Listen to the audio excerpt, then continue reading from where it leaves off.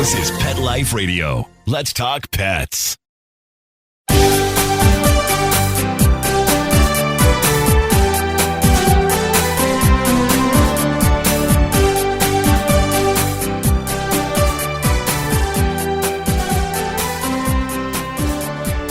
Hello and welcome to Working Like Dogs on Pet Life Radio. Thank you for joining us. We're your hosts. My name is Marcy Davis, and my co-host is my wonderful service dog, Fenway. And we're excited to be with you today to talk about our favorite subject, working dogs and working animals. And today we are welcoming Dr. Maggie O'Haire to the show. And Dr. O'Haire is an Associate Dean for Research, and she's also a professor in the College of Veterinary Medicine at the University of Arizona.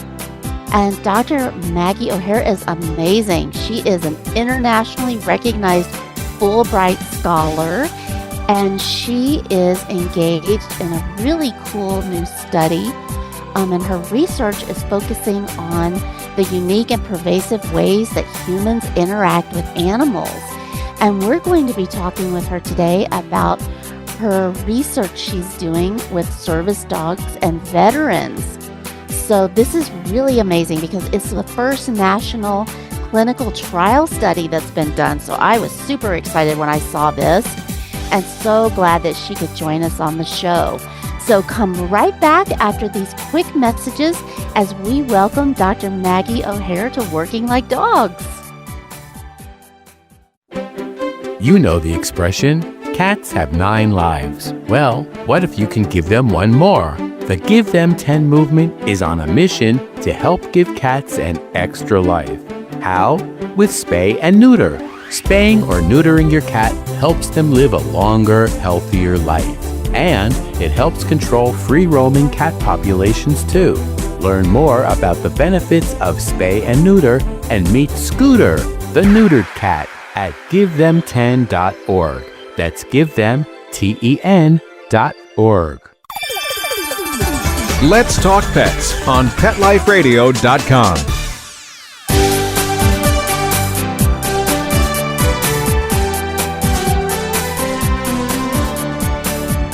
Welcome back to Working Like Dogs on Pet Life Radio. We're thrilled to have with us today Dr. Maggie O'Haire from the University of Arizona. Hello, Dr. O'Haire, and welcome. Hello, thank you so much for having me. Yeah, well, I'm just so thrilled that you could be with us because I am anxious. I've been anxious ever since I saw an article about the study that you're doing with veterans. So, well, first of all, tell us about your work at the University of Arizona and how you got into this profession. Absolutely. So at the University of Arizona in our College of Veterinary Medicine, our flagship research program is on human-animal interaction, or the ways that we interact with animals and how it enhances human mental health and wellness as well as that of the animal. So we are growing the largest group of faculty, staff, and student researchers on this topic nationally, if not globally. We have so many wonderful people who are passionate about studying the human-animal bond and how we can help animals and how they can help people. How I got into it is I was fortunate enough to get a Fulbright fellowship to travel to Australia and start studying this topic.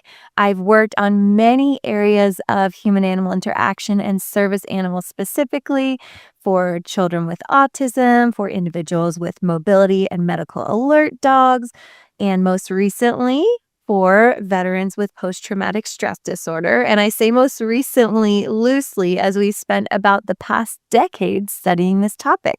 Wow. Well, and this study when did it start and when are you finishing it? Because it's a few years, right? Yes, that is true. So right now we're doing the U-Arizona SERVE study, or Service Dog and Veteran Experiences study. Love that name, by the way. Thank you. It was a lot of fun to come up with. And it really centers our team as well as the participants around this common goal because, you know, the veterans that we work with, they have a lot going on in their lives. maybe the last thing they want is someone from the university calling and asking them to be in a study. But the people we work with really see the importance of this. They've seen the barriers that they've faced, the barriers that their fellow veterans and family members have faced, and they are looking for this evidence. So when we call, more often than not, they are ready to sign up and help. And they have been doing that for the past 15 months, actually. It's a 15-month study, and we just had our first few participants finish the full 15 months. And so we have a few more years of data collection after this. Wow. Well, so tell me, how are veterans selected to participate? In this study, we're working with national nonprofit service dog providers. So we work with Canines for Warriors, Canine Companions, and America's Vet Dogs. So anyone who has applied for and been approved to receive a dog from one of those organizations is invited to participate in the research. Oh, nice. And were there any requirements? Like, did they have to have their dog for a certain amount of time? Or did the dogs have to perform certain tasks? Were there any of those kind of parameters? So to get into the study, the person just needs to be approved to receive a dog from those organizations. And then we actually want to start working with them right away before they have the dog so that they can come into the study and we can get a baseline assessment. So what is life like at the moment without a dog? And then one group goes on to receive the dog right away, and the other group stays on the waiting list as planned. Oh, yeah. Yeah. Oh, that is so cool. Well, Yeah. and that's wonderful because then you really do get the good data about what life is like for them without a dog.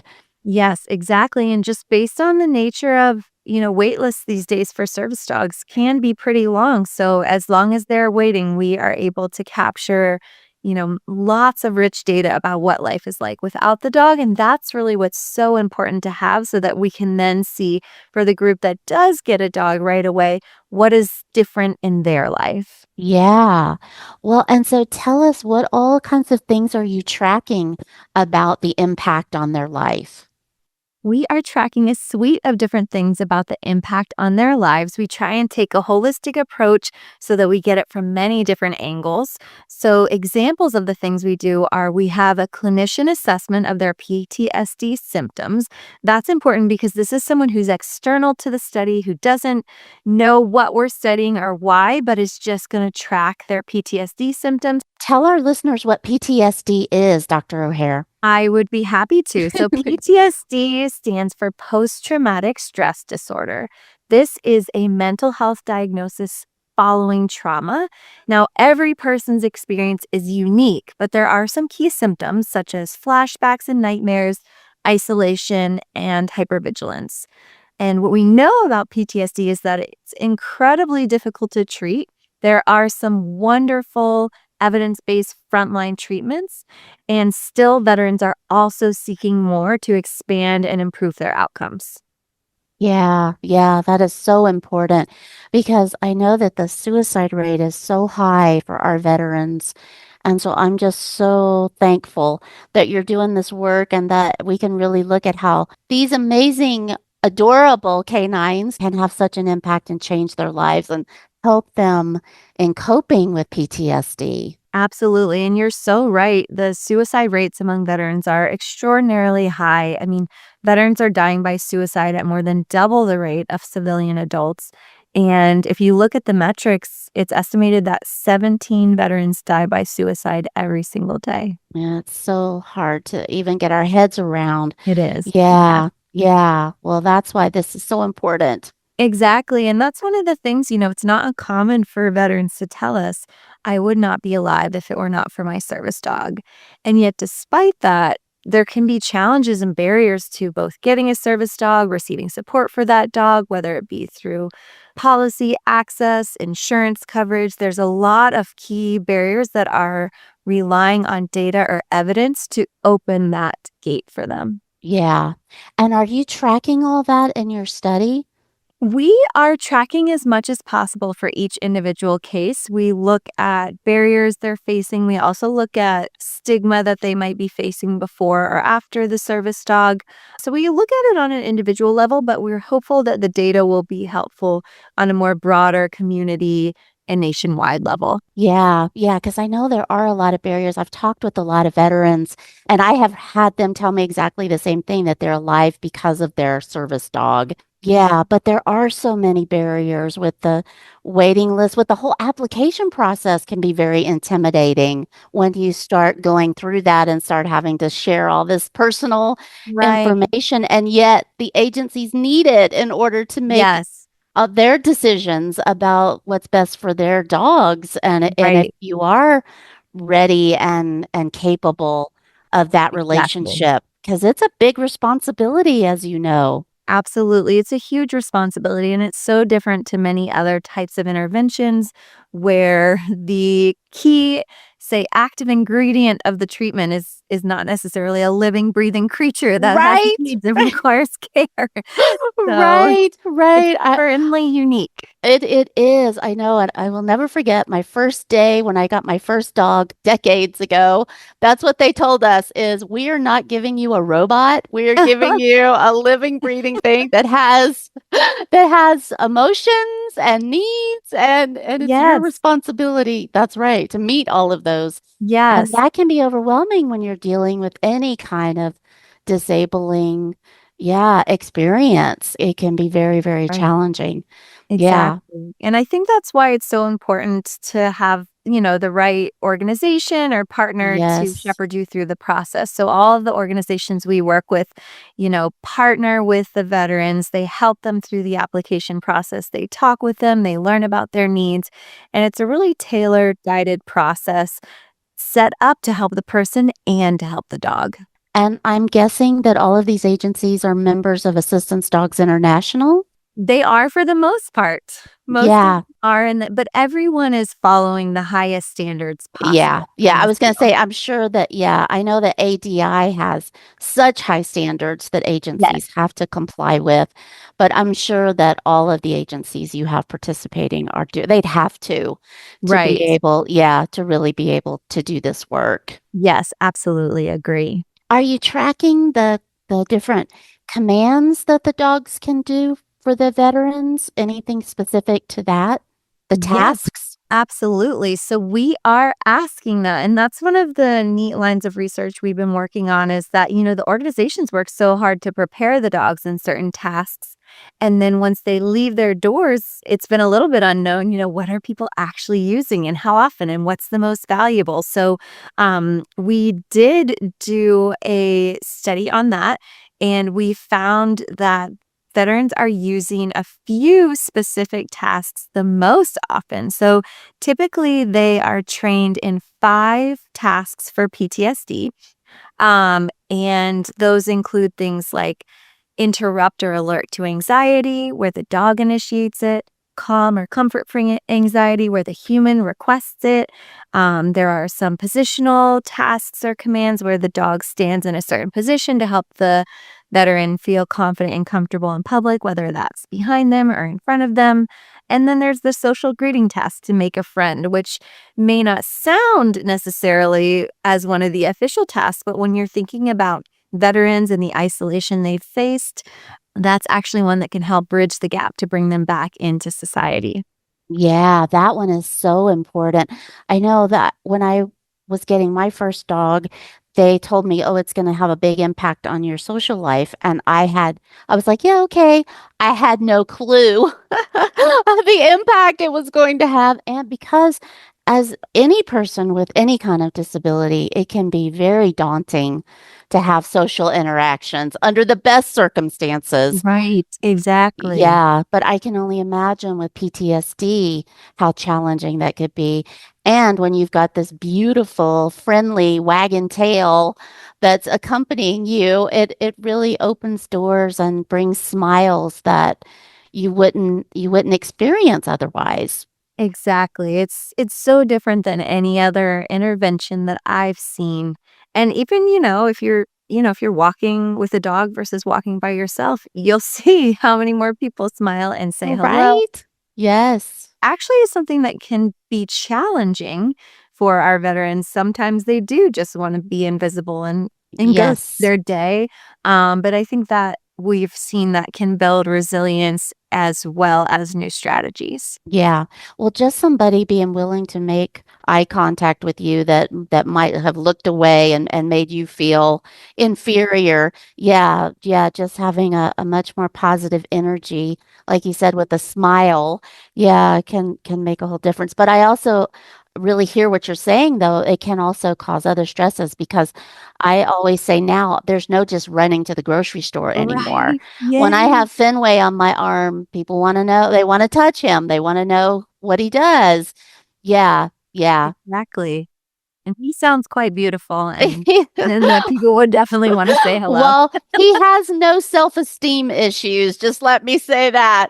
And he doesn't mind catching a glimpse of himself in the mirror or in a Right? window. Yes. Sure, I'm sure. Yes, yes. As all of these dogs are so amazing, and their confidence level, I know his confidence level gives me confidence when I'm out in public, and I know that that's so helpful to our veterans to have that. Yes. Yeah, it's a different level of having your back. Yes, and they say that. They say, "This is my battle buddy, and, I've got someone by my side again." That's right. That's right. That thinks you're the greatest thing since sliced bread. Yeah. Yes, that is true. Yes, that's one of the most wonderful things about them, no matter how you're feeling or looking or yeah, they look at you like you're the greatest thing on the planet. Yeah. Absolutely. That unconditional positive regard is rated very highly when we ask people about what's important to them about their dog. Yes, yes. Oh, I love it. Well, we are going to take just a quick break and hear some important messages from our sponsors and who we love. And we are going to come right back and continue talking with Dr. O'Haire about her incredible work. So come right back. Take a bite out of your competition. Advertise your business with an ad in Pet Life Radio podcasts and radio shows.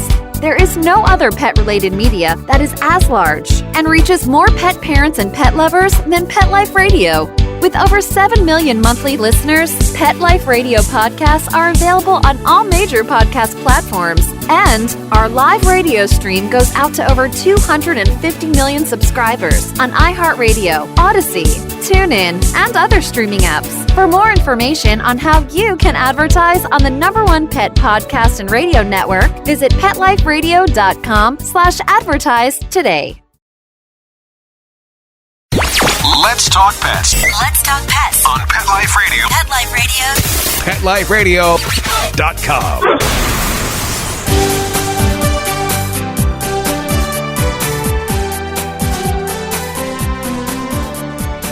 Welcome back to Working Like Dogs on Pet Life Radio. We're visiting today with Dr. Maggie O'Haire from the University of Arizona, and she is telling us all about the fabulous study that she and her colleagues are engaged in, the Service Dog and Veteran Experiences Study. I love that name. The acronym is SERVES, which is so perfect. And it's just amazing all of the different indicators that you're recording and all of the different data that you're gathering in the study. And because there's so much anecdotal information out there, we think all of these things are beneficial, but you're really gathering data and showing evidence that it is. So tell us, when are you going to be publicizing your results, or what results are you seeing so far? Can you tell us about that, Dr. O'Haire? Yeah, absolutely. So it will be a few years until we have the results of the SERVE study, but we do know a few things from our decade of research so far. Most recently, we did an NIH-funded clinical trial. It was nationwide with 156 veterans. Now, about half of them received a service dog and the other half were on the waiting list. So we did an assessment right away before anyone had a dog, and then 3 months later. What we found is that the group that had a dog for only 3 months already had clinically significantly lower levels of PTSD symptoms of their trauma. They were 66% odds lower of having a diagnosis of PTSD after just 3 months. They also showed better quality of life, less depression, anxiety, And we also looked at their stress hormone pattern. So we had them collect saliva samples to look at stress hormone physiology. And after just 3 months, those with a dog showed a stress hormone profile through cortisol that was more like healthy adults who don't have PTSD. Oh, that is so beautiful. I love that. And where did you publish these? Where's the data available? So this study was published in the Journal of the American Medical Association, or JAMA Network Open. It's free, publicly available online on their website. Oh, cool. Yeah, because like I said, everything is anecdotal, but actually having some numbers and data to Right. show that impact and really document it is just really groundbreaking. Yes, we were so excited to be able to share that back with the veterans and with, people who are asking for this information because there's, a few reasons why this research is so critical. Some people think, well, we already love our dogs. We know this. Why do we need science behind it? And actually, there's several areas where science is critical to be able to provide policies that support individuals with service dogs, public access, for example, or clinicians who need evidence. If you go to the doctor because you have difficulty seeing and they know what scan to run, then they look at the evidence. They know what treatment to provide. Right now, when someone comes in and says, I think a service dog might help for my PTSD, clinicians don't necessarily have the evidence that they need to provide the same guidance that they would for the other forms of treatment that they typically provide if you have any other medical condition. Yeah, and that is so important because people have biases. Some Mm-hmm. people love dogs, some people don't and don't see the Right. value. So, Yeah. yeah, having that documented value and impact, I think is going to be a huge game changer. Right, absolutely. And I think that our veterans are wanting that. And that's why when we call them, they are ready to partner in these studies. Oh, I'm so glad to hear that. And you mentioned NIH. Tell us, who is NIH and is that who's funded your study? Yes, so the study I just talked about was funded by the National Institutes of Health, or the NIH, which is the largest funder of health and medical research in the United States. So it shows an investment that they are interested in these findings and helping these veterans. I hope that your funding is not some of the funding that's being cut currently in research. Is it, Dr. O'Hare? Right now, our studies appear to be safe and ongoing, so we're gonna keep Yeah, working on them as long as we can. good. Oh, good. Well, I was wondering that if your funding might be in jeopardy for this study. We're watching the situation closely and we're very grateful for the funding we do have. We also are always in need of more funding. Yes. The research can't run itself. So every single person on my team, every single supply we send in the mail, that all requires funding. Even we also pay veterans an amount of money for their time that they take on these studies. So we are always fundraising. It's an operation that we're so grateful for any support that we can have to make this work possible. Yeah, yeah, I hear you.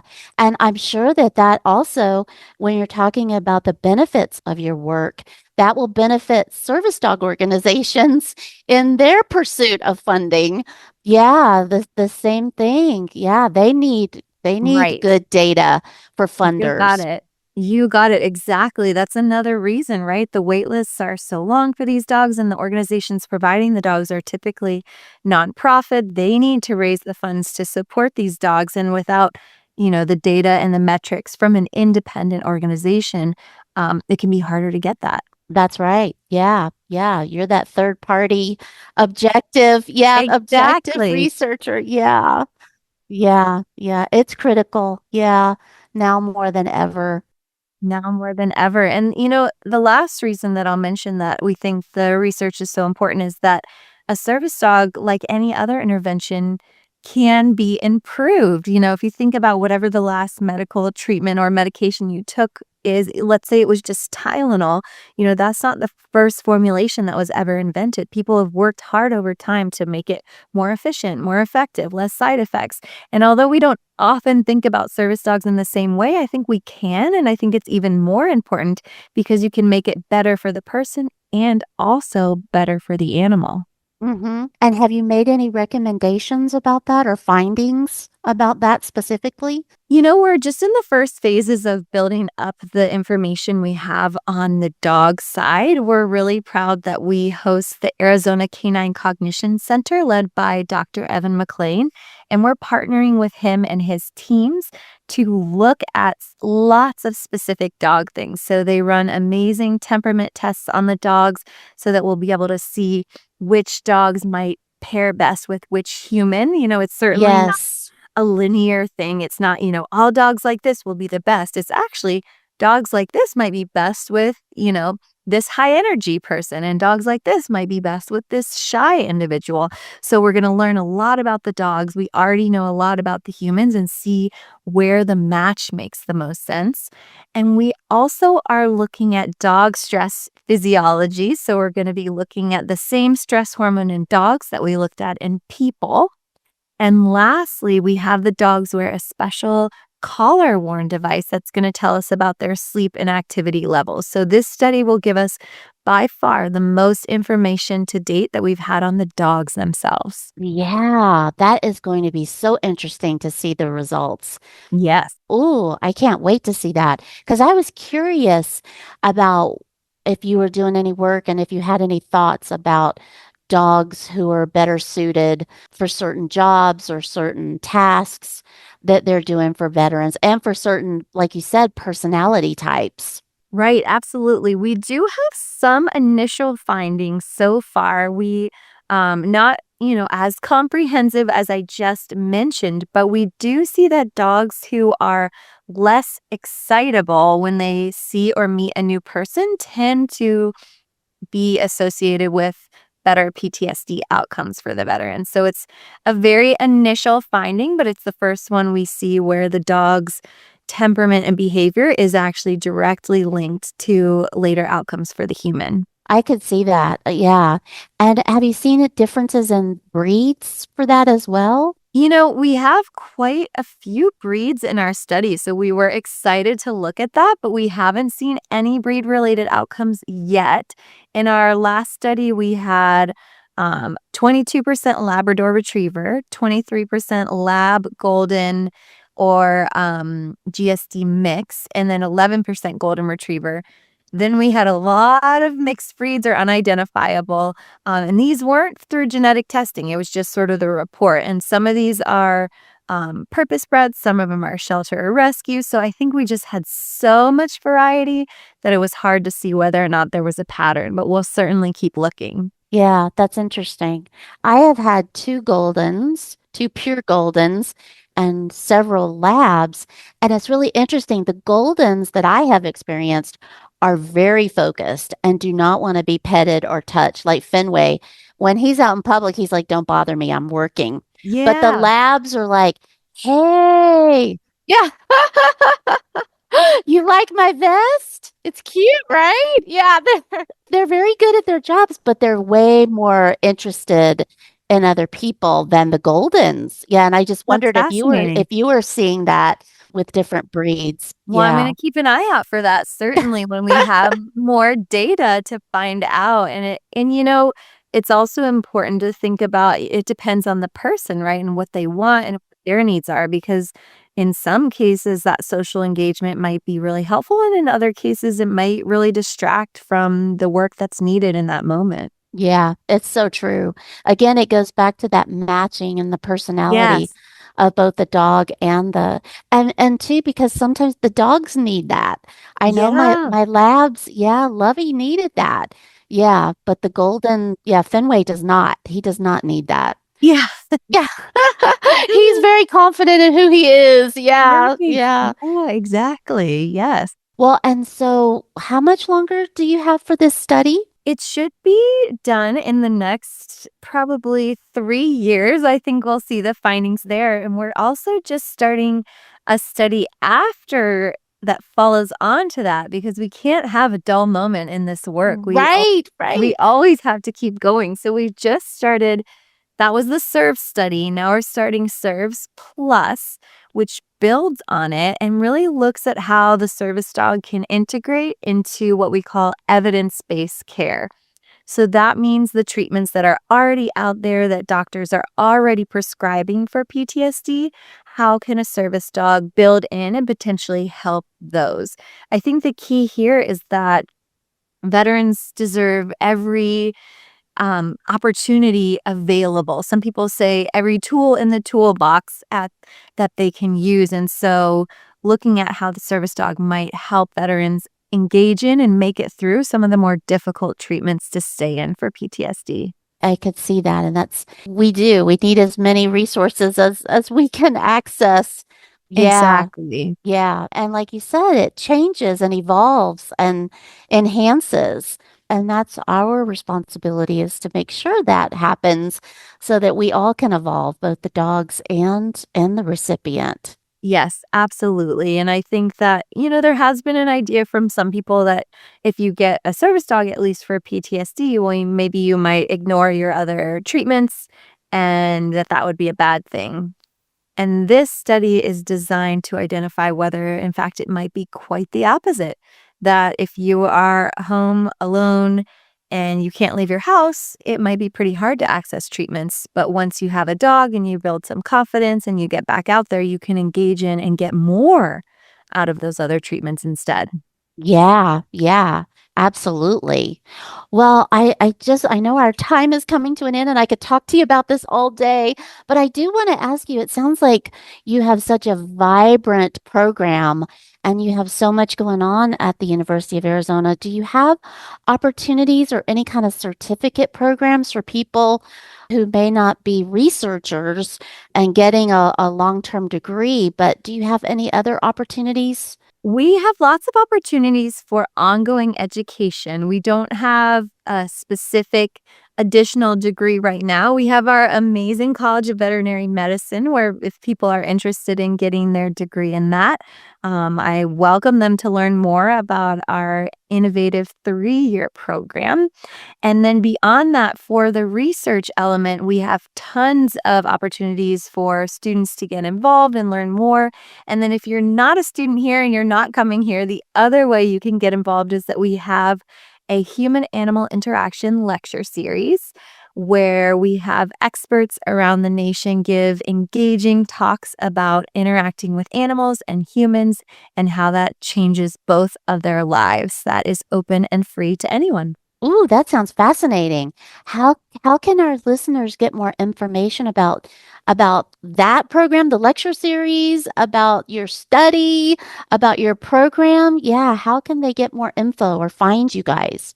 Absolutely. So if they Google College of Veterinary Medicine, Human-Animal Interaction, Arizona, they can learn more about my work, about our team's work, and about the many other exciting studies that are happening here at University of Arizona in our College of Veterinary Medicine, where the flagship research program is how we interact with animals and how it changes both of our lives. Well, it is wonderful what you're doing. Thank you so much for this work. I cannot wait to see the results of the study and really see the data of the impact and all of the valuable information that you're collecting that is going to have such a huge impact on the future of this industry. It is my pleasure. Thank you so much for having me and making the space to share this today. Absolutely. Well, we want you to come back and tell us more about the work that you're doing. Yeah, and about the SERVES Plus. I love that name for your next study. I'm so glad to hear that you guys are already working on that. I had no doubt that you were. That's so wonderful. Never a dull moment here. We are always working on something to help people and animals. Yes. Well, you are doing a fabulous job, and we are all benefiting from your work. So thank you. Thank you. Thank you, Marcy. Well, thank you, our listeners, for being with us. We love for you to join us, and you know how much we love for you to stay connected with us. So please, if you have any questions, comments, or ideas for a future show, you know you can always email me and Fenway at Marcie, Marcie, at PetLifeRadio.com. So thanks so much for being with us. We look forward to seeing you again in the future, and take good care. Let's Talk Pets, every week on demand, only on PetLifeRadio.com.